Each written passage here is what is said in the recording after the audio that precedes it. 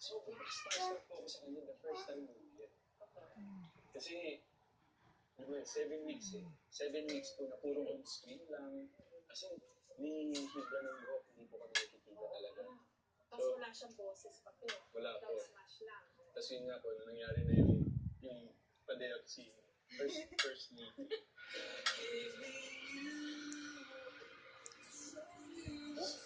Hindi yun yung first time nila magkita.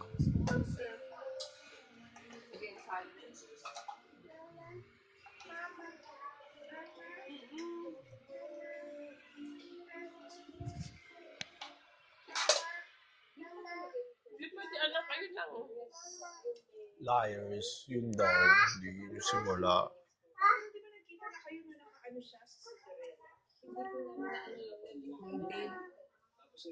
Oh. Kuha ka nga ng puting pasta lang doon sa may kaldero. Kasi kasi palagyan yun, no?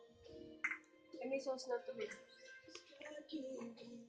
Kama ka doon kay Papa, dali. Sige. Kuha tayo. Kuha Papa si Papa.